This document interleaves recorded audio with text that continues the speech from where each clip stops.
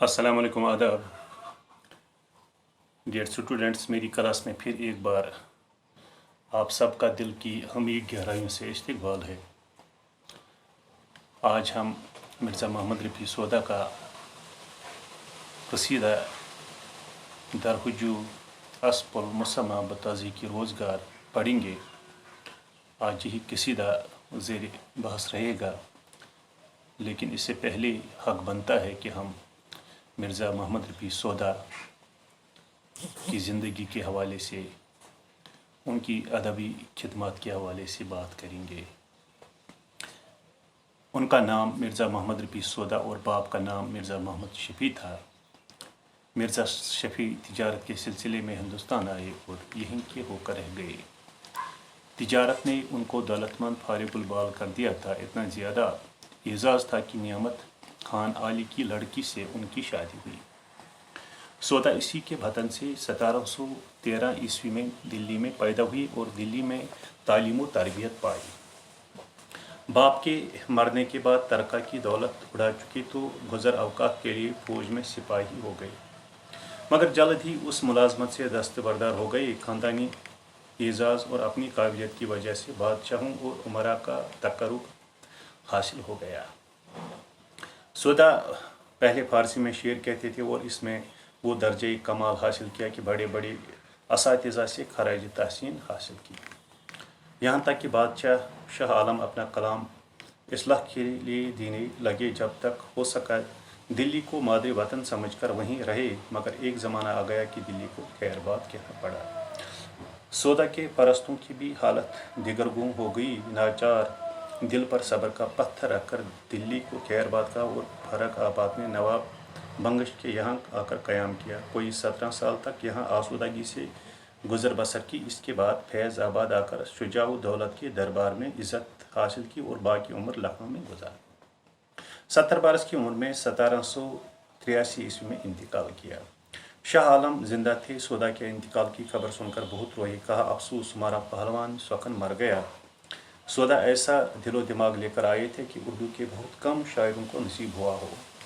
तबीयत की हमागिरी और जौलानी से शायरी के हर मैदान में अपना रंग दिखाते रहे। सौदा को हर सिमत स्वखन पर कुदरत हासिल है। सौदा के कलाम में हिंदुस्तान के रंगो भू का एहसास नुमाया है, यानी फ़ारसी शुरा की तकलीद में हिंदुस्तान के रसूम, अशखास वगैरह को नज़रअंदाज नहीं किया। सौदा का मिजाज की शेर अच्छा है। वो हिंदी के मलाइम अल्फाज को तर्क करना गुनाह समझते थे। वो उनको बराबर इस्तेमाल करते रहे। प्रीत, राई वगैरह आपको अक्सर उनके कलाम में मिल जाएंगी। उनकी इस रविश को अगर दर्द व नासिक तर्क न करते तो मौजूदा उर्दू अदब को मजमून निगारी वगैरह में बहुत कुछ सहूलत हो जाती। सौदा ने रुबाई, मरसिए, गज़लें, शहर आशूब भी कहे हैं, लेकिन उनके कसायद हर चीज़ पर भारी है। यानी जो उन्होंने कसायद लिखे हैं उसमें ही उनका नाम चमका भी और उन्होंने इसी सिनफ में शोहरत पाई। ये सरासर नाइंसाफ़ी होगी कि अगर उनके कसायद की खुसूसियात बयान किए बगैर उनका तज़किरा ख़त्म किया जाए। उनके जो कसायद है इसमें बहुत सारी खुसूसियात हैं। मसलन मुश्किल ज़मीन मुंतखब करते हैं, लेकिन निशस्त अल्फाज से दिलावेज़ बनाते हैं। ज़मीन मुश्किल होती है, लेकिन जो उनके अल्फाज होते हैं वो हद से ज़्यादा दिलावेज़ और पुरशकू होते हैं। कसीदे की शान को पूरी तरह कायम रखते हैं, यानी मतानत, पुख्तगी, ज़ोरी अल्फाज, मज़मून आफरीनी, उलूई तख़य्युल जितना उनके कसायद में है वो किसी और के यहाँ नहीं मिलता। इस्तिआरे और तशबीहात के ज़रफ़ में जद्दत व नुदरत से काम लेते हैं। सौदा के कसायद में महाकाती शायरी नहायत खूबी के साथ मौजूद है। महाकात कहते हैं किसी मंज़र की हुबहू तस्वीर कशी करना, इस तरह की वो मंज़र आँखों के सामने रक़स करता हुआ दिखाई दे, जो उर्दू के दूसरे कसीदा कहने वालों को बहुत कम नसीब हुई। सौदा के कसायद में मदह और हुजू के अलावा तारीख़ी वाक़यात भी हैं। सौदा की जद्दत पसंद तबीयत ने बहरिया तमहीद को पामाल समझकर नए उन्वान भी पेश किए हैं। यहाँ पर इनका जो कसीदा है, ये इसकी ज़बान जो है, कसीदे की ज़बान जो होती है वो उमूमन मुश्किल होती है और इसमें जो अल्फाज होते हैं वो पुरशकू होते हैं और इसमें जो बंदिशें होती हैं वो चुस्त होती हैं, لہٰذا اس کو سمجھنا قدر مشکل ہے، لیکن ہم اس کو آسان بنائیں گے۔ اس کی جو تشریح کی گئی ہے وہی تشریح ہم آپ کے سامنے پیش کریں گے تاکہ آپ کو بھی سمجھنے میں آسانی ہو جائے۔ یہ جو تزیکی روزگار میں دراصل لاتواں اور بد اتوار گھوڑا ایک علامت کے طور پر آیا ہے۔ گھوڑے کی بات ہوئی ہے، گھوڑے کے حوالے سے کسی پر تنقید کی گئی ہے جو مغلوں کی زوال پذیر حکومت کو ظاہر کرتا ہے۔ گھوڑے کی آڑ میں شاعر نے مغل حکومت اور اس کی کارکردگی پر طنز کیا ہے۔ ایک دن گیا تھا مانگے یہ گھوڑا بھرات میں، یہاں سے قصیدہ شروع ہوتا ہے۔ ایک دن گیا تھا مانگے یہ گھوڑا بھرات میں، دھولا جو بہانے کو چلا اس پہ ہوا ہو سوار۔ شاعر فرماتے ہیں کہ ایک دن گھوڑا بھرات کے لیے مانگ کر لیا گیا اور جو دولہا اس پر بہانے کے لیے چلا، دولہا جو بہانے کو چلا اس پہ وہ سوار، اور وہ اس پہ سوار ہو گیا۔ سبزے سے خط سیاہ و سیاہ سے ہوا سفید، سا سرو سا جو قد سو ہوا شاخ بار وار۔ یعنی اس کا اپنے سسرال پہنچنے تک یہ حشر ہوا کہ اس کی نئی نئی دھاڑی سیاہ ہونے کے بعد سفید ہو گئی۔ اس کا لمبا قد ایک پھلدار شاخ کی طرح جھک گیا، یعنی وہ بوڑھا ہو چکا تھا۔ پہنچا غرض عروس کے گھر تک وہ نوجوان، شیخونیت کے درجے سے کر اس طرف گزار۔ گویا خدا خدا کر کے وہ بڑھاپے کی حالت میں دلہن کے گھر پہنچ گیا۔ میٹھا تو اس قدر ہے کہ وہ جو کچھ کہ تم سنا، لیکن ایک اور دن کی حقیقت کہوں میں یار۔ گویا گھوڑا نہایت ہی سست اور قابل تھا، لیکن شاعر فرماتے ہیں کہ اب میں اس گھوڑے کے بارے میں ایک اور سچی بات بیان کرتا ہوں۔ دہلی تک آن پہنچا تھا جس دن کی مرہٹا، مجھ سے کہا نقیب نے آ کر ہے وقت کار۔ گویا وہ گھوڑا نہایت ہی سست اور کاہل تھا، لیکن شاعر فرماتے ہیں کہ اب میں اس گھوڑے کے بارے میں ایک اور سچی بات بیان کرتا ہوں۔ وہ کیا کہ جس روز مرہٹے دہلی تک آ پہنچے تو مجھے خبر دینے والے نے آ کر کہا کہ اب آزمائش کا وقت آ گیا ہے۔ مدت سے کوڑیوں کو اڑایا ہے گھر میں بیٹھ، ہو کر سوار اب کرو میدان میں کارزار۔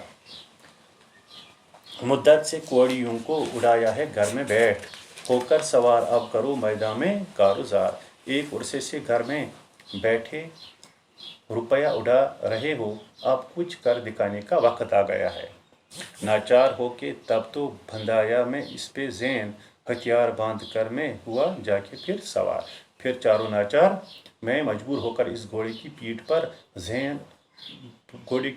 پر میں نے زین بندھوائی اور ہتھیار ساتھ اٹھا کر میں گھوڑے پر سوار ہو گیا۔ جس شکل سے سوار تھا اس دن میں کیا کہوں، دشمن کو بھی خدا نہ کرے یوں ذلیل کار۔ یعنی اس روز جس طرح سے میں گھوڑے پر سوار تھا اور میری خستہ حالت ہوئی، ویسی حالت خدا دشمن کی بھی نہ کرے۔ چابک تھے دونوں ہاتھ میں، پگڑے تھے منہ میں باگ، ٹک ٹک سے پاشنا کے میرے پاؤں تھے پگار۔ میں نے اپنے دونوں ہاتھوں میں چابک پگڑی تھی اور لگام میں نے منہ میں تھامی تھی۔ گھوڑے کی بری چال سے میرے پاؤں زخمی ہو گئے تھے۔ آگے سے تو بھڑا اسے دکھلاوے تھا سئیس، پیچھے نقیب ہانکے تھا لاٹھی سے مار مار۔ گھوڑا سیدھا چلنے کا نام نہیں لیتا تھا۔ اس کے آگے سے کوئی اناج اور بھوسا بھرا ہوا تھیلا دکھائی دے رہا تھا تاکہ وہ اسی لالچ میں قدم بڑھائے، اور اس کے پیچھے نقیب اسے لاٹھی سے ہانک رہا تھا اور اسے چلانے کی کوشش کر رہا تھا۔ ہرگز وہ اس طرح بھی نہ لایا تھا روبہ راہ، ہلتا نہ تھا زمین سے مانندے کوہسار۔ ان تمام کوششوں کے باوجود بھی گھوڑا چلنے کے لیے تیار نہ ہوتا تھا اور زمین سے بالکل بھی نہ ہلتا تھا اور پہاڑ کی طرح ایک ہی جگہ جمع رہتا تھا۔ اس مضحکے کو دیکھ ہوئے جمع خاص و عام اکثر مدبروں میں سے کہتے تھے یوں پکار۔ گھوڑے کی اس مزاحیہ صورتحال کو دیکھنے کے لیے کئی لوگ جمع ہو گئے، ان میں سے کچھ سنجیدہ لوگ بھی شامل تھے۔ پہیے اسے لگاؤ کہ تا ہووے یہ رواں، یا بادباں باندھ پون کے دو اختیار۔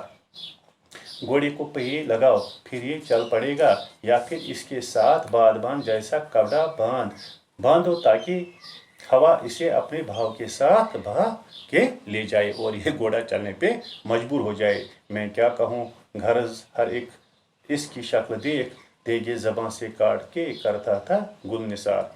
अब मैं कौन कौन सी बातें बयान करूँ, गरज ये कि जो भी इस घोड़े की शक्ल देखता कोई ना कोई तंजिया जुमला ज़रूर कसता। कहता था कोई बुझ को ही नहीं अब ये असब, कहता था कोई है बुझे को ही नहीं ये असब, कहता था कोई है गा विलायत का ये हमार। कोई कहता था ये घोड़ा नहीं बल्कि बकरी है, कोई इसे विलायती गधा कहता था। पूछे था कोई मुझसे हुआ तुझसे क्या गुनाह, कोतवाल ने गधे पे तुझे क्यों किया सवार। और मुझसे कोई पूछता था कि तूने ये क्या गुनाह किया है कि कोतवाल ने तुझे गधे पर बिठाकर जंग के लिए रवाना किया। कहने लगा फिर आके इस अजमा में कोई मरकब न ये गधा न ये राकिब गुनहगार। इसके बाद इस भीड़ में कोई भी मुझे उस घोड़े पर सवार देखकर कहने लगा कि ये तो किसी भी तरह सवारी नहीं लगती।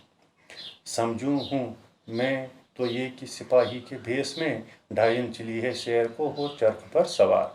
मुझे तो ऐसा लगता है कि सिपाही के भेष में कोई डायन पंचकी के पहिए पर सवार होकर सैर करने चली है। इस मकमसा में था कि नागहा एक और फितने को आसमानी किया मुझसे फिर दुचार। मैं इन तानों के बारे में सोच ही रहा था कि एक और मुसीबत आन पड़ी।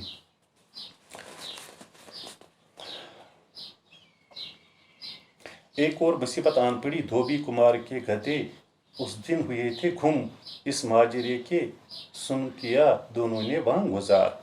उसी रोज धोबी और कुमार के गधे खो गए थे, धोबी और कुमार दोनों वहां से गुजरे। और ये कसीदा बहुत बड़ा है, आज हम इतना ही पढ़ेंगे। इंशाल्लाह कल फिर इसी कसीदे पे फिर बात करेंगे, इसको आगे बढ़ाएंगे। और जब तक के लिए अल्लाह निगहबान। अस्सलामु अलैकुम।